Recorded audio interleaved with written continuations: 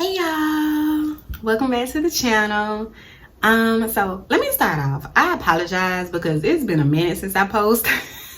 I think it's been roughly maybe about 3 to 4 weeks, maybe more, I'm not sure. But I haven't posted in a while because my family and I went on vacation last month. So earlier this month, I've been trying to do some additional working hours just to kind of put our money back into our finances. But now we kind of back on track, so I hope that with that being said that I'll do some more posting. Anywho, if you're new to this channel, welcome. Thank you for stopping by. Or if you're new to this video.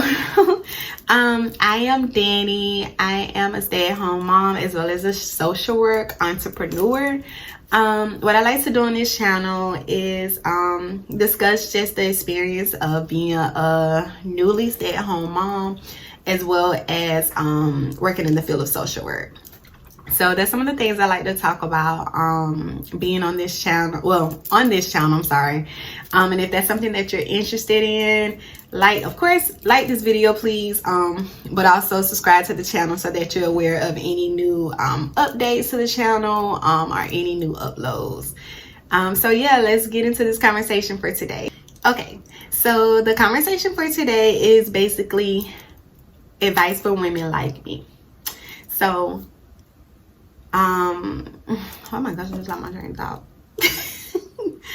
Let's start over. So the conversation for today is advice for women like me. Basically just talking about managing off of one full-time income off of a family of 4, going on 5. Yay! Yes, we are expecting. I'm so excited. I'm so excited, y'all. But yeah, we're expecting. At this time, we don't know the gender. My sister-in-law is holding the gender results. So yeah, when we find out next month, she's gonna let us know the results along with the rest of our family, and I'm just so excited about that. I look forward to it. I know I'm just gonna be smiling the whole time, and I'm sure I'll probably be crying. Because I just love when I get together with my family, and you know, especially in moments of celebration and just celebrating life. We'll be also celebrating my son's, our son's second birthday, as well as our, he'll kill me. I think it's our 7th anniversary. 7th, I think. And our 7th wedding anniversary. So I look forward to that. But yeah, and I hope I could do a YouTube video as well. And I just pray that, you know, I'll be able to experience that day, and Lord, if it's the Lord's will. So anywho, yeah, let's get into today's discussion. Advice for women like me. Okay. I have about 7 things I kind of wanted to discuss that I felt like is great advice. So while I'm also in the process of looking over some emails in relation to my social work entrepreneurship, I wanted to upload this post, and then also before the little one wakes up. So yeah, advice 1, attempt to bring in some form of income to help out with the household expenses if necessary. So I'll use me for a prime example. I'm a flex PRN healthcare worker. I am also a social work entrepreneur, and then I also sell items online marketing on online marketing sites. So when it comes to being a flex PRN healthcare caseworker, well, case manager, with that job that I have, basically the requirement of that position is to work 16 hours per month. And those 16 hours per month have to consist of 2 weekend shifts. Excuse me. And your shift is considered of 8 hours. So if I work, say 2 Saturdays back to back, I don't like working on Sundays. I just feel like Sunday is more of a family day, a reset day, and just a day, you know, to worship, of course. So I really prefer not to work on Sundays. Not saying that I haven't, because I have before. But if I'm able to provide a preference, my preference is to not work on Sundays. So prime example would be to work 2 Saturdays, is what I typically do. So I would work 2 Saturdays and, boom, I've met my requirement for that position, to secure that position, or to keep that position secured. Anything I work in addition to that is a plus to the department, and also, of course, a plus to my household finances. So sometimes what I would do is I would work maybe 2 to 3 days in addition, 2 to 3 days per week, and each day I would work between 2 to 3 hours. So that additional income is helpful to my household finances. As far as social work entrepreneurship, what I do is I utilize my social work education and social work skills out into the community as a case manager, and I provide those skills to individuals and families at an out-of-pocket expense. And I provide them with case management services. So case management services such as getting the understanding of their barriers and needs, and connecting them with the proper resources, community resources to assist. I contact the community resources, see what's the process, what's the necessary documents. I obtain the documents that's needed for the client. I keep up with appointments. I just do a lot of the coordinating and scheduling to properly connect the individual or families with the community resource. For my social work entrepreneurship, the duties that I do, I don't have to be licensed. I'm not a licensed clinical social worker. I actually don't have interest going into that. So I don't provide like any therapy, diagnosing anyone, anything of that nature. No. What I do, if I do run into that with a client, right then I suggest, the proper specialist and resource, to properly assist them, pretty much. So that's that. When it comes to the online marketing, a lot of my online marketing material is related to my social work entrepreneurship. So as far as like, medical documentation logs, for a client to keep up with the information of their medical appointments, calendars. I've created like a coloring book, because a coloring book is, is great for mental health. I create things such as that on Canva. I think it is a lot of other, creative sites that you could create things on to be able to sell online. I don't know them, but I'm quite sure it's a lot of other YouTubers that have posted tutorial videos of how to create things to be able to sell, whether it's books, children's books, or something to that nature. So if that's something that you're interested in, you could definitely take a look into that as well.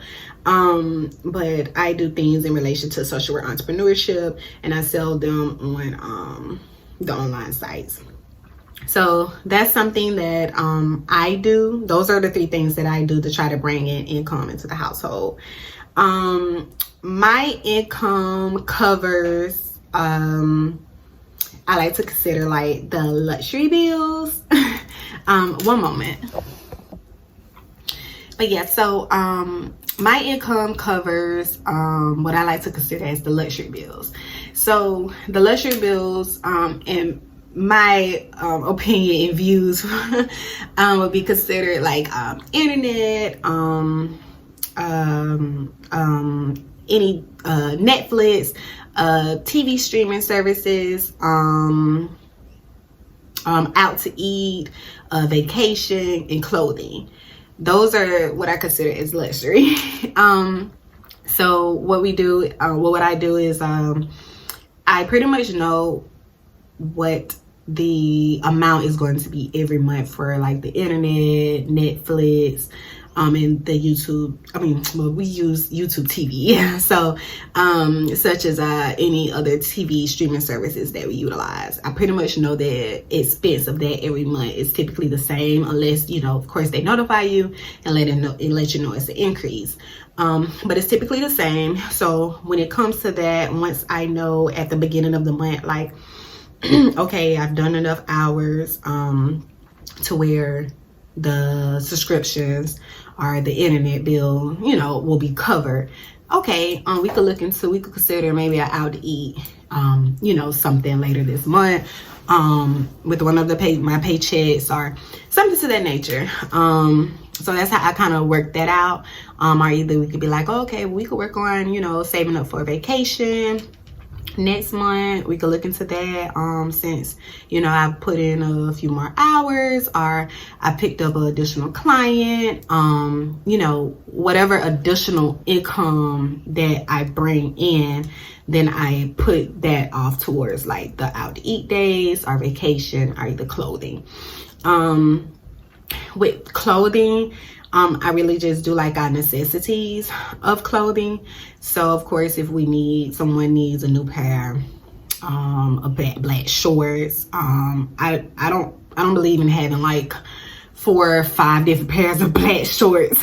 You know what I'm saying? Something like that. I just look at the necessities of things, really. So you know, or if we're planning to attend an event within the next month, then I will prepare. I would go ahead and probably look at like the total purchase of how much it would be for us to have an outfit for this particular special event, and then I know how much, you know, I need to save and put towards to prepare for that purchase, if that makes sense. So yeah, that's what I do. So advice that I would give to women like me when it comes to trying to bring in finances into the household is to look for, you know, a flexible job if possible. I'm kind of big on, I'm a big healthcare person.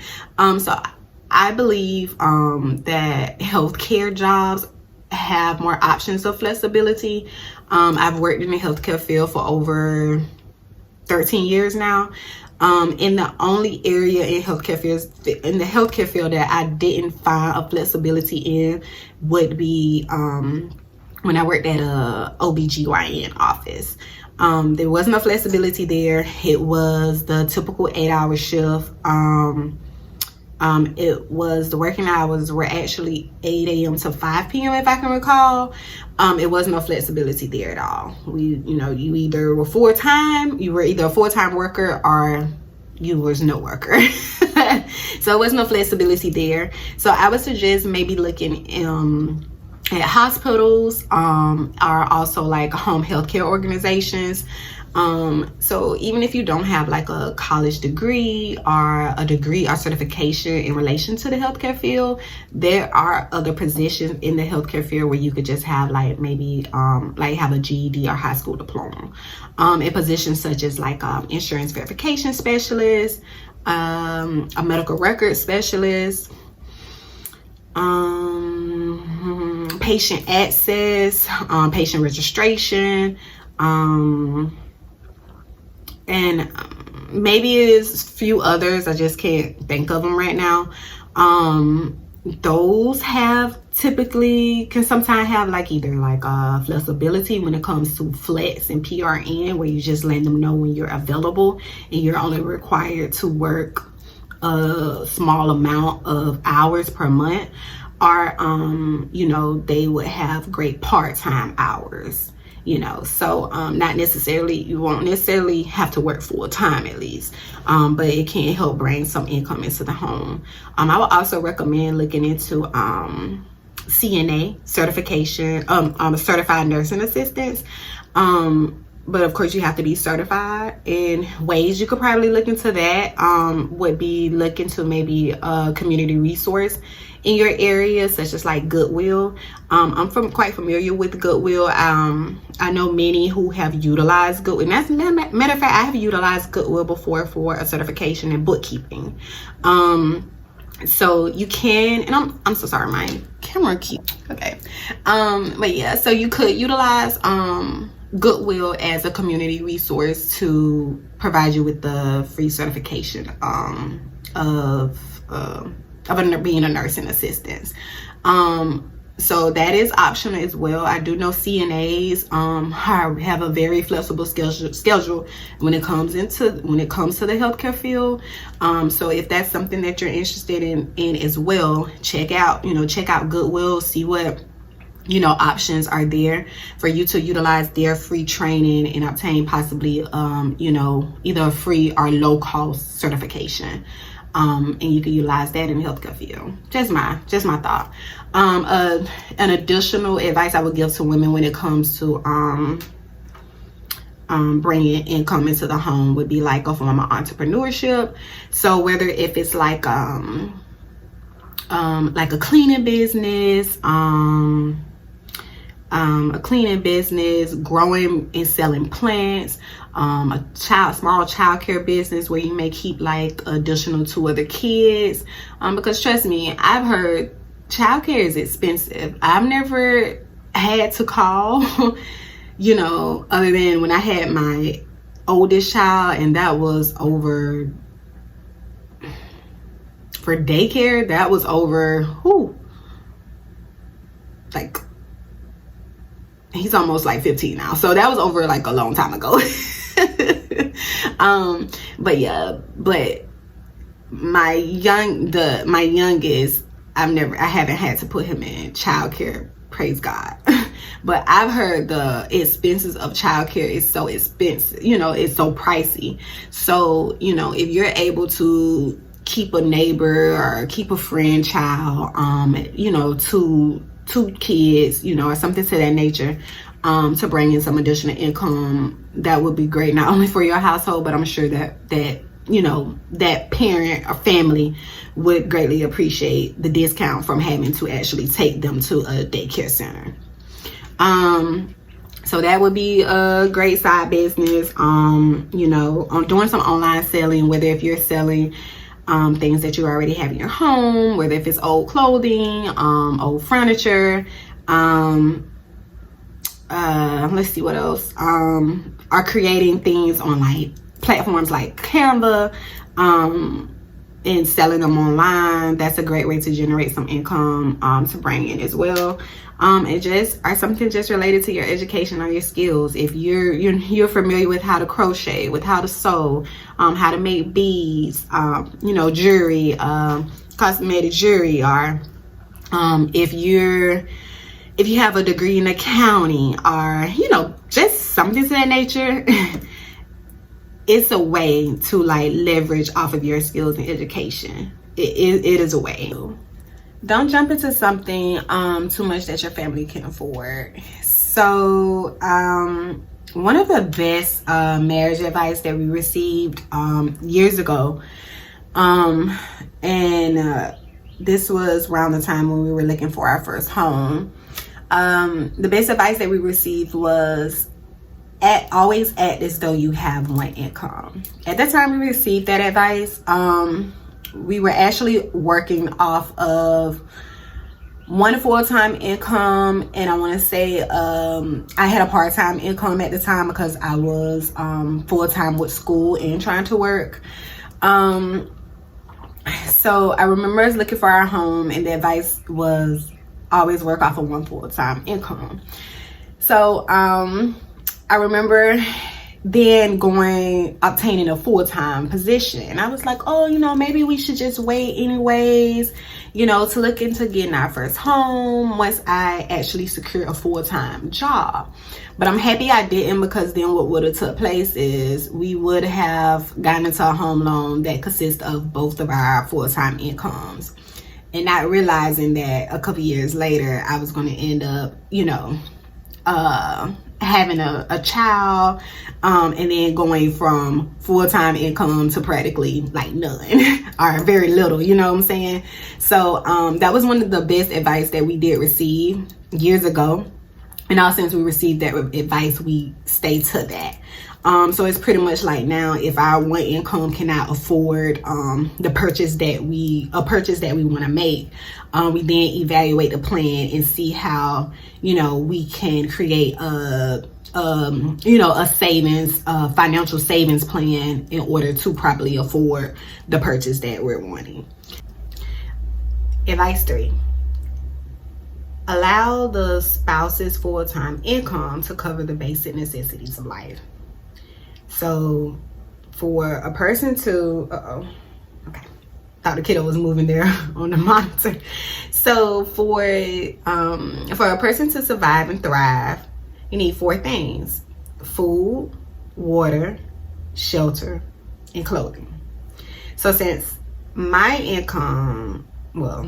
attempt for my income to cover our clothing needs, my spouse's income covers the necessities of our food, water, utilities, our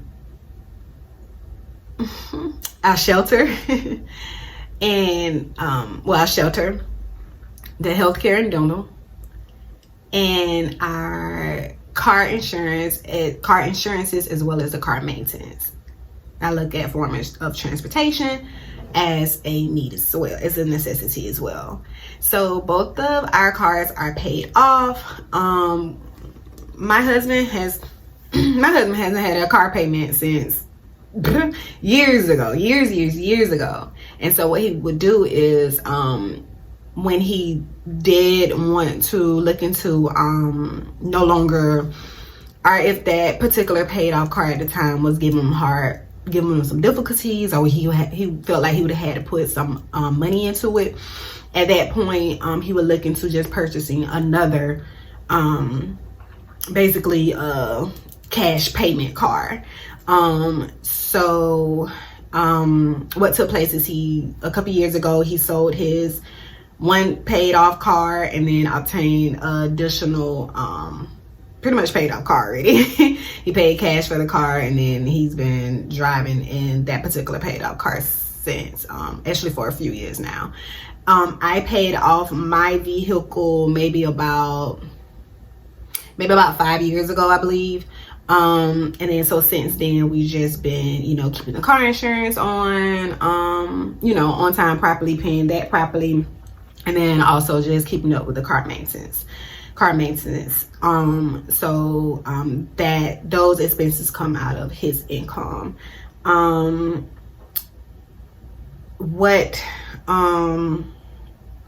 If like any overtime is being made, if he does any like overtime, or if he obtains a raise, what we do is we act like we pretty much didn't receive it.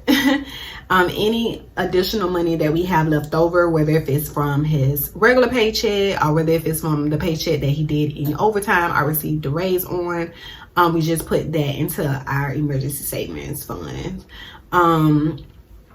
Any, like I say, any additional income, just act like you don't receive it. Just typically live off that basic regular income that you're used to receiving and used to living off of. So that anything in addition comes in, you don't add it to your income. You don't find another expense to obtain to place this additional income that you received onto this expense. No, you put that money into savings, because it was money that kind of came unexpectedly. You know what I'm saying? Overtime is, of course, has to be approved by a job. Of course, they could say, no, you can't come in, or yes, you can come in for overtime. So I look at that as, unexpected additional income coming in. And then also a raise. Sometimes a job can give you a raise, sometimes they can't. So, just any additional unexpected money that you receive, I suggest just putting into a savings. Advice 4. Being frugal and use what you already have.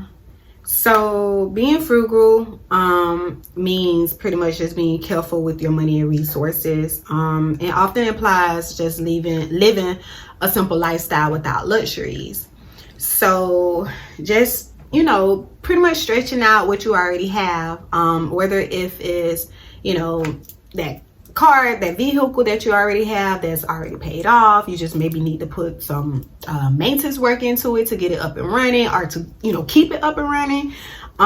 Whether if it's the clothing that you already have in your closet, or even just as simple as the food that's already in your pantry. Just utilize what you already have and build from that. You know, just keeping a lot of the expenses as low as you can, you know, and just using what you have so that you don't have to purchase new. That's just pretty much being frugal. And I wasn't into that years ago.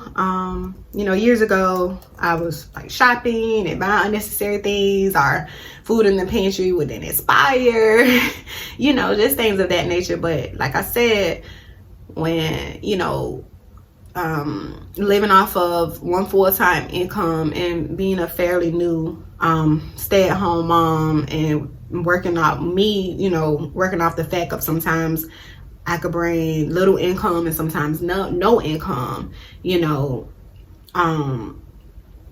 you just end up, you know, living differently, and indulging in different things. So we started indulging in being frugal.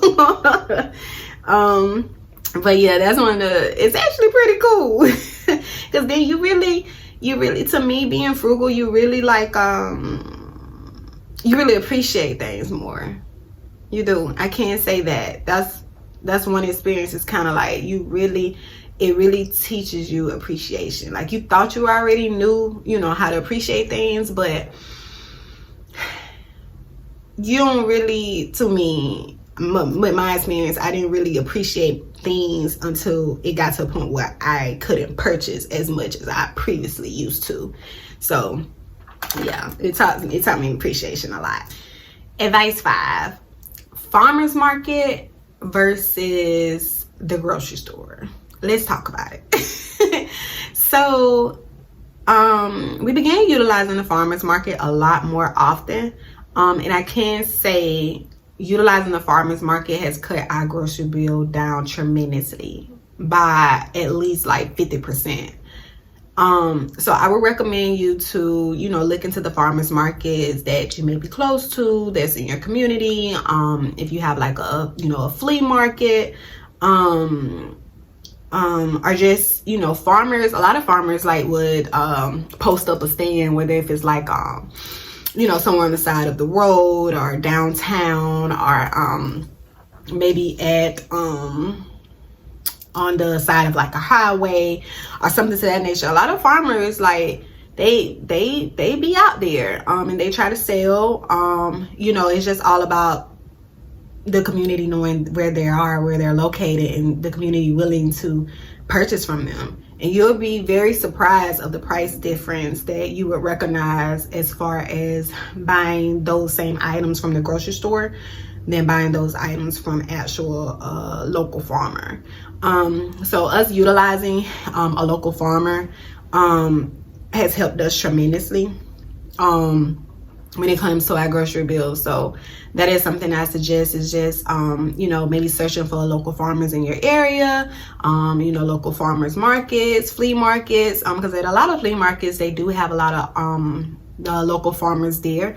I know the one that we utilize, actually the farmer, he comes from somewhere down south, and he comes up here and he has family here. So when he comes with, you know, all his items, he leaves the items at the flea market, and he's at the flea market from like Friday to Sunday. So he brings just enough items that he knows that he will pretty much sell between that whole weekend. And he lives with relatives while he's here every weekend. So just see what resources you have in the area when it comes to, you know, your local farmers, or, you know, the flea markets. But you will see, I believe you will see a change. Just give it a try. All right, advice 6: buying with purpose. So try to make purchases with a purpose, you know, for necessities. What we do, we really evaluate the need of the purchase. And then we also take a look at other additional affordable options in relation to the purchase. You know, we do that prior to making any purchase, because you never know what you might, like I said before, already, you know, make a find around your home that you could utilize, or, you know, maybe found around your home and just maybe purchase something small to, I don't know, to go along with what you already have. You know what I'm saying? Prior to actually buying something newer or buying something that does the same thing this other item does. It's just more of a different model or whatever the case may be. You know, just looking into buying with purpose, buying for your necessities. So that's what works for us. All right, last one. So last advice I have to provide is utilizing free community resources. There could possibly be multiple, you know, like grant funded or community donation based programs or organizations, resources that you and your family could benefit from. So what I suggest doing is contacting your local human service centers and just seeing what community resources are actually in your area that you guys could benefit from. You will be quite surprised. I know, like a service that I've actually utilized, and I didn't know about this service with my first child, my first son. I was actually at the age of 18. So I wish I was like really connected to a lot of different resources during my pregnancy with him, and I wasn't. I was more so connected to a lot of resources after my pregnancy, after delivering him. But for instance, it's like a resource that I came in connection with during the pregnancy of my second. And this resource is the community based, is actually donation based.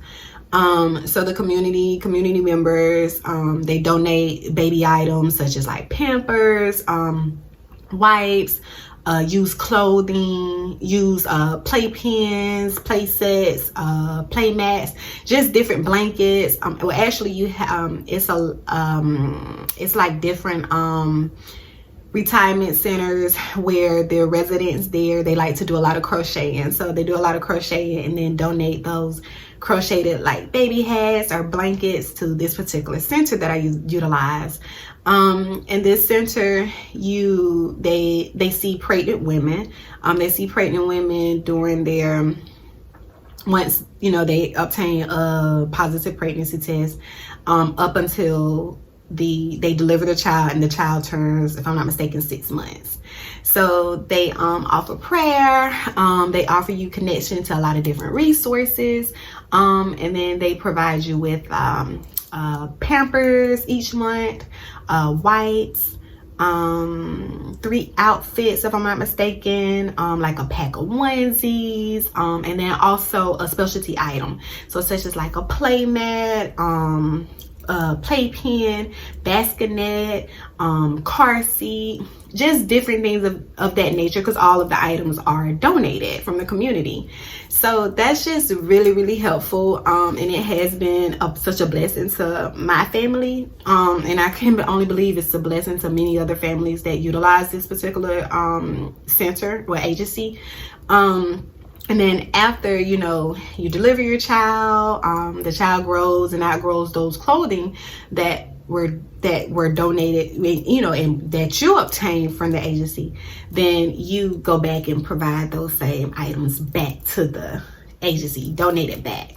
So, and that's what I did with my my second. Once I had my second, and he outgrew like you know, the newborn clothing, you know, the onesies and things of that nature. I went back and donated. And then also they also have pregnancy clothing.